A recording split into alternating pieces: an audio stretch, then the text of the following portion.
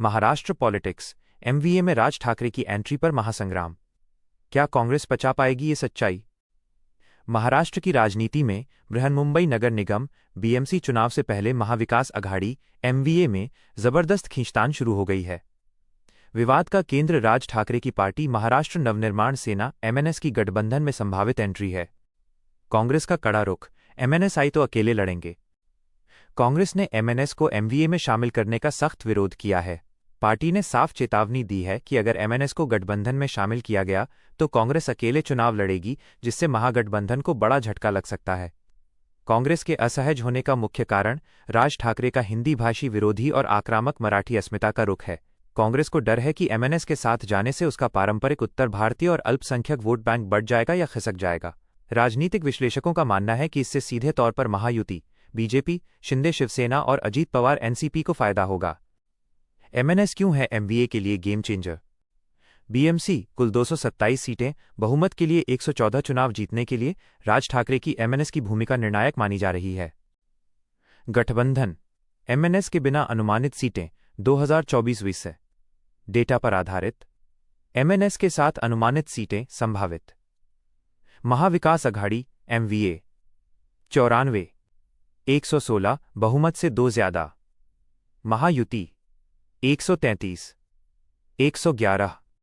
निर्णायक वोट, विधानसभा चुनावों के वार्ड आधारित डेटा के अनुसार एमएनएस ने 2024 में भले ही 4% से कम वोट लिए, लेकिन कई वार्डों में उसके वोट निर्णायक साबित हो सकते हैं।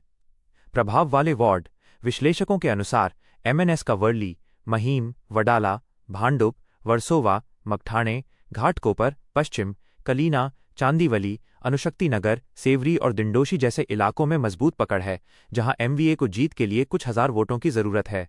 वोट कटवा, 22 वार्डों में एमएनएस ने महायुति की जीत के मार्जिन से ज्यादा वोट पाए। शिंदे शिवसेना को नुकसान, एमएनएस ने मुंबई की 36 में से 25 विधानसभा सीटों पर चुनाव लड़ा और भले ही कोई सीट नहीं जीती, लेकिन उसने मराठी वोट बांटे, जिससे खासकर शिंदे शिवसेना को नुकसान हुआ। 10 सीटों पर एमएनएस के वोट शिवसेना शिंदे गुट की जीत के मार्जिन से ज्यादा थे, जैसे वर्ली, बांद्रा ईस्ट और महीम। उद्धव और पवार का रुख, शिवसेना, यूबीटी और एनसीपी शरद पवार गुट एमएनएस को गठबंधन में शामिल करने के पक्ष में दिख रहे हैं। उद्धव ठाकरे का उद्देश्य राज ठाकरे को साथ लाकर मराठी वोटों को एकजुट करना हो सकता है। संजय राउत, शिवसेना यूबीटी ने कांग्रेस पर कटाक्ष करते हुए कहा है कि अगर ठाकरे बंधु साथ आना चाहते हैं तो कांग्रेस क्या सोचती है, इससे फर्क नहीं पड़ता। शरद पवार गुट ने भी सभी स्वाभाविक मित्रों को साथ लाने का संकेत दिया है। अब राज ठाकरे और कांग्रेस के सामने क्या है चुनौती? 1. कांग्रेस की दुविधा, क्या कांग्रेस एमवीए को जीत दिलाने के लिए राज ठाकरे की हिंदी विरोधी छवि को स्वीकार करेगी या अपने पारंपरिक वोट बैंक को बचाने के लिए अकेले लड़कर गठबंधन को कमजोर करेगी? 2. राज ठाकरे का निर्णय, राज ठाकरे का अगला कदम क्या होगा? क्या वो एमवीए में शामिल होने का प्रस्ताव स्वीकार करेंगे और कांग्रेस के विरोध के बावजूद गठबंधन का हिस्सा बनेंगे या अपना एकला चलो का रास्ता चुनेंगे? बीएमसी चुनाव में छोटे मार्जिन निर्णायक होंगे और एमएनएस 25-30 वार्डों में 3000 वोटों का सीधा प्रभाव रखती है। शिवसेना और एनसीपी में टूट के बाद वोटरों को एकजुट करना एमवीए के लिए सबसे बड़ी जरूरत बन गई है, जिसके लिए राज ठाकरे की अहमियत को नजरअंदाज करना मुश्किल है। क्या आप जानना चाहेंगे कि राज ठाकरे की एमएनएस का मराठी राजनीति में ऐतिहासिक प्रभाव कैसा रहा? इजरायली पीएम बेंजामिन नेतन्याहू ने रद्द किया भारत दौरा, दिल्ली ब्लास्ट के बाद सुरक्षा कारणों से लिया फैसला। नई दिल्ली, इजरायल के प्रधानमंत्री बेंजामिन नेतन्याहू ने सुरक्षा कारणों का हवाला देते हुए इस साल के अंत में होने वाली अपनी प्रस्तावित भारत यात्रा को एक बार फिर टाल दिया है। यह फैसला दिल्ली में हाल ही में हुए आतंकी हमले, ब्लास्ट के बाद सुरक्षा संबंधी चिंताओं के चलते लिया गया है। मुख्य विवरण, दौरा रद्द होने का कारण, इजरायली मीडिया i24 न्यूज के अनुसार दिल्ली में हुए लाल किला मेट्रो स्टेशन के पास के घातक धमाके, संभावित सुसाइड बॉम्बिंग के बाद सुरक्षा का नए सिरे से आकलन किया गया है, जिसके परिणामस्वरूप नेतन्याहू ने अपना दौरा स्थगित करने का निर्णय लिया। यह ब्लास्ट 10 नवंबर 2025 की शाम को हुआ था, जिसमें लगभग 13 से 15 लोगों की मौत हो गई थी और कई घायल हुए थे। नई तारीख, अब अगले साल 2026 में नई तारीख तय की जाएगी, जो सुरक्षा जांच पूरी होने और दोनों देशों के अधिकारियों की आपसी सहमति पर निर्भर करेगी। प्रस्तावित दौरा, नेतन्याहू दिसंबर में भारत आने वाले थे, जहां प्रधानमंत्री नरेंद्र मोदी के साथ उनकी उच्चस्तरीय बैठक होनी थी। बार बार टल रहा दौरा, ये इस साल नेतन्याहू का तीसरा मौका है जब उनका भारत दौरा टला है। पहला स्थगन अप्रैल 2025 से पहले इजरायल में चुनावों के कारण। दूसरा स्थगन सितंबर 2025, 9 सितंबर को होने वाला दौरा 17 सितंबर को इजरायल में दोबारा चुनाव होने की वजह से रद्द किया गया था। तीसरा स्थगन दिसंबर 2025, दिल्ली में आतंकी हमले के बाद सुरक्षा चिंताओं के कारण। भारत इजरायल संबंध।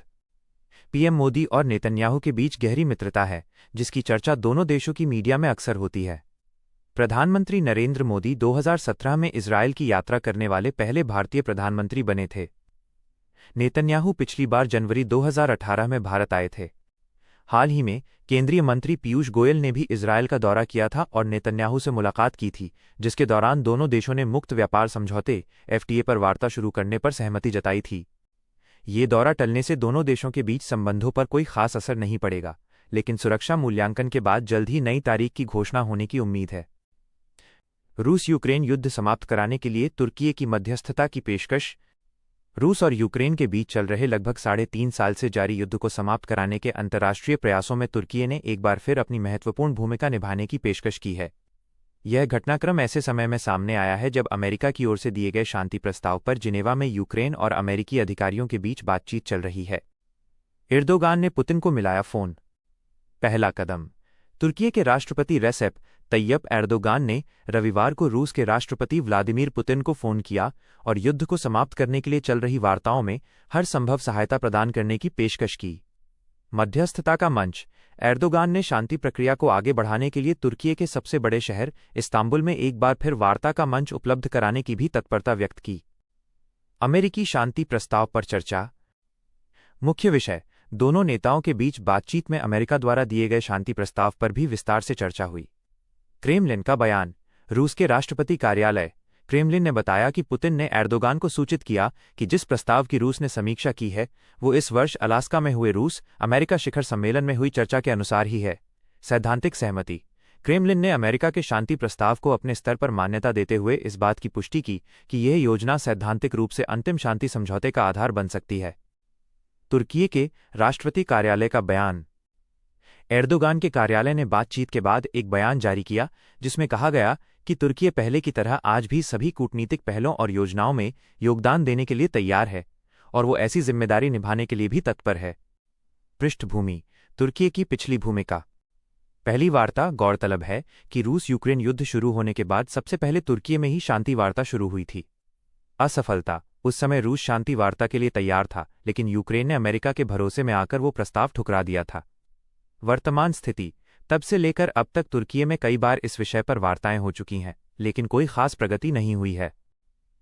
इस बार रूस द्वारा अमेरिकी शांति प्रस्ताव को सैद्धांतिक रूप से स्वीकार किए जाने और तुर्की की मध्यस्थता की सक्रिय पेशकश से युद्ध समाप्ति की दिशा में कुछ नई उम्मीद जगी है। हालांकि अंतिम समझौते तक पहुंचना अभी भी चुनौतीपूर्ण बना हुआ है। भारत में रहने वाले यहूदी बेनी मेनाशे समुदाय को इजरायल ले जाने की योजना को नेतन्याहू सरकार की मंजूरी। इजरायल की बेंजामिन नेतन्याहू के नेतृत्व वाली सरकार ने भारत के पूर्वोत्तर राज्यों में रह रहे यहूदी जनजाति बेनी मेनाशे बनेई मेनाशे के शेष सदस्यों को वापस इजरायल ले जाने की एक बड़ी योजना को मंजूरी दे दी है। इस फैसले को इजरायल की जनसंख्या बढ़ाने और उत्तरी क्षेत्र को मजबूत करने की एक महत्वपूर्ण रणनीतिक पहल के तौर पर देखा जा रहा है। प्रमुख घोषणाएं और योजना। लक्ष्य और समय सीमा। नेतन्याहू सरकार ने 2030 तक बेनी मेनाशे समुदाय के लगभग 5,800 सदस्यों को इजरायल में शामिल करने के प्लान को मंजूरी दी है। प्रवासी समूह। ये लोग मुख्य रूप से भारत के मिजोरम और मणिपुर राज्यों में सदियों से रह रहे हैं। पहला चरण। योजना के तहत पहला समूह लगभग 1,200 लोगों का होगा, जो अगले साल 2026 इजरायल के लिए रवाना होगा। बजट। सरकार ने पहले चरण के लिए करीब 27.4 मिलियन अमेरिकी डॉलर लगभग 240 करोड़ रुपए के फंड को मंजूरी दी है। पुनर्वास क्षेत्र। इन्हें चरणबद्ध तरीके से उत्तरी इजरायल के गैलीली इलाके में बसाया जाएगा। इजरायल का रणनीतिक महत्व। जनसंख्या वृद्धि। फिलिस्तीन के साथ चल रहे संघर्ष और क्षेत्रीय जनसंख्या संतुलन को देखते हुए इजरायल के लिए अपनी यहूदी आबादी को बढ़ाना एक महत्वपूर्ण रणनीतिक कदम है। इजरायल की कुल आबादी लगभग 10.1 मिलियन है, जिसमें लगभग 73% यहूदी हैं, जबकि फिलिस्तीनी क्षेत्रों में लगभग 5.5 मिलियन लोग रहते हैं। उत्तरी क्षेत्र को मजबूती। प्रधानमंत्री नेतन्याहू ने इस फैसले को जरूरी और जायज़ बताया है। इन आप्रवासियों को गैलीली जैसे संवेदनशील और हिजबुल्लाह मिलिटेंट ग्रुप से प्रभावित उत्तरी इलाके में बसाने का उद्देश्य इस क्षेत्र को मजबूत करना है।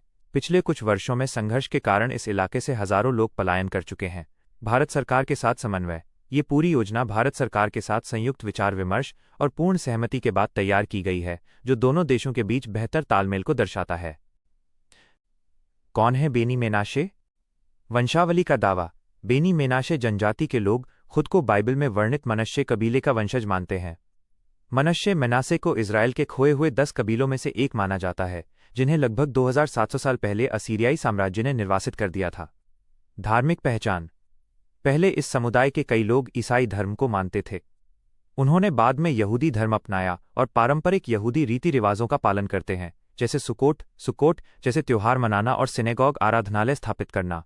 2005 में सेफारदी समुदाय के तत्कालीन चीफ रब्बी श्लोमो अमर ने उन्हें आधिकारिक तौर पर इज़राइल के वंशज के रूप में मान्यता दी, जिसके बाद उनके इज़राइल में आव्रजन आलिया का रास्ता खुला। पूर्व आव्रजन। पिछले 2 दशकों में बेनी मेनाशे समुदाय के करीब 4000 सदस्य पहले ही इज़राइल में बस चुके हैं और कई युवा इज़राइल डिफेंस फोर्सेज (IDF) की लड़ाकू इकाइयों में भी सेवा दे रहे हैं।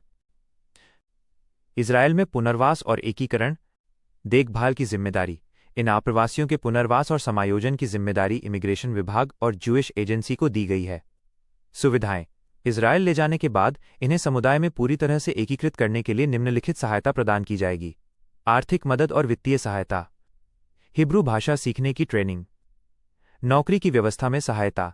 शुरुआती दिनों के लिए आवास, अस्थायी घर। इस ऐतिहासिक निर्णय से इज़राइल अपने खोए हुए कबीले के शेष सदस्यों को वापस लाकर न केवल अपनी आबादी बढ़ाएगा, बल्कि रणनीतिक रूप से महत्वपूर्ण उत्तरी क्षेत्र को भी मजबूत करेगा।